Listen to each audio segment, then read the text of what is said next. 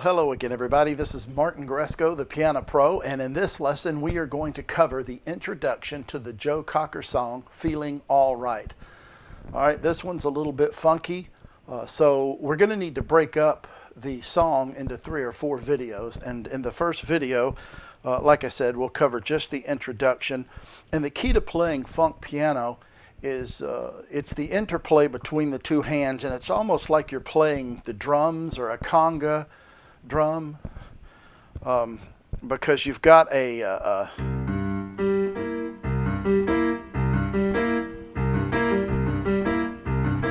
you've got this back and forth thing going on, and I've got the written transcript for those of you that appreciate that sort of thing, but I'll explain it. And so we'll start at the very beginning. You've got the first 2 notes that are going to be a C and a G. And then you're going to need this B flat. And I'm going to go ahead and play the top part of the chord because it's going to be a C ninth chord, which is made up of B flat, D, E, G. It's a 9th chord because counting from C, 1, 2, 3, 4, 5, 6, 7, that's the octave, and then 9.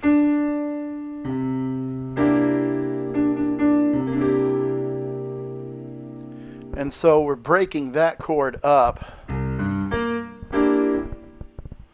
like that. 1, 2, ready, and.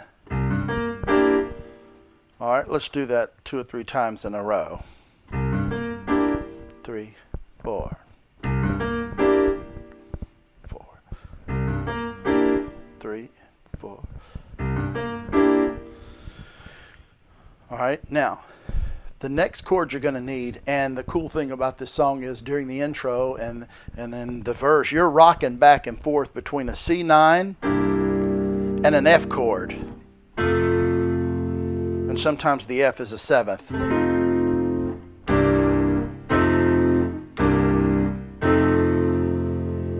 So when you're in C, at the very beginning, it starts.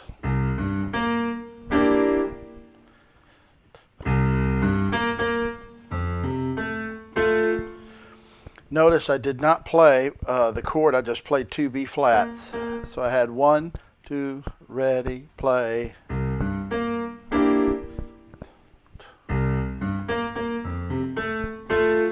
The next time that you play it, you'll play the B flat by itself, and then you'll add the chord.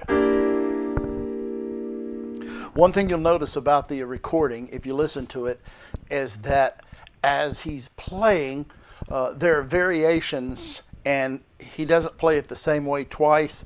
But you've got to understand that back when this was recorded, unlike today where you can just use loops and have the same exact thing over and over, this is like it's being played in real time, and so there are little variations. And I've noticed even within my own playing, sometimes I don't play something exactly the same way, and there might be a slight variation.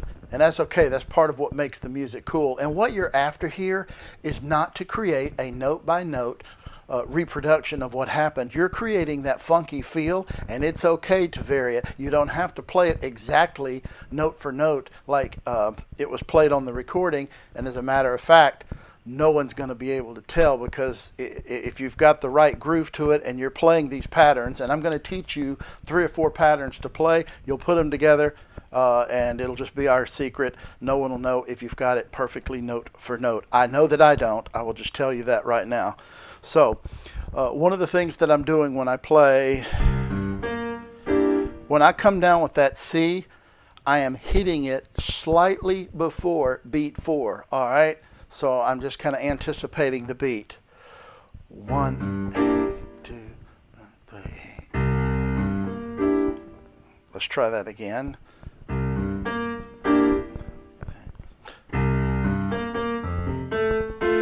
So I'm anticipating that C. You can see in the written notation where it's tied, and it hits right before beat 4 in measure 1.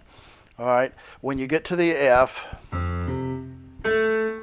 you hit F and C, an A, and then A and F together. Now that happens twice when you're in F.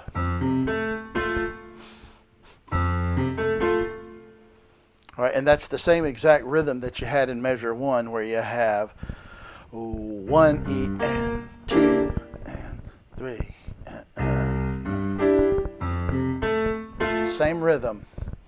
And then you come back and you're going to do measure 1 again. This time you're going to hit the full chord though.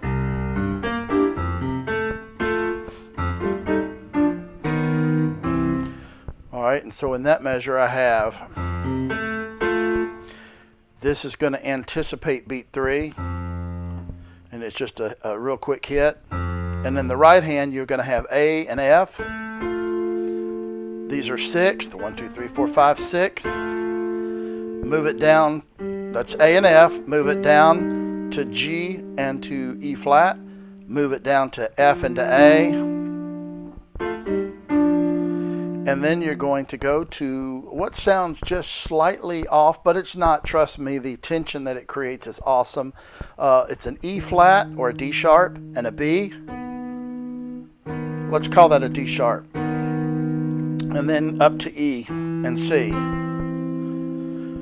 Let me play it for you without any accompaniment, and I'll try to slow it down so you can hear how it all works together. So we have 1, 2, 3, 4.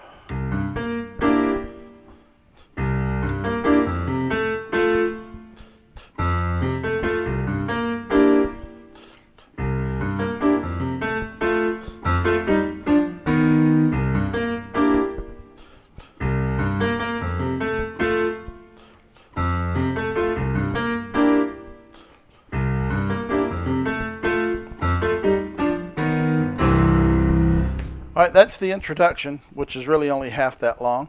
Let me play it for you one more time with the conga drums and the percussion, and then we'll come back the next video and we'll cover the verse.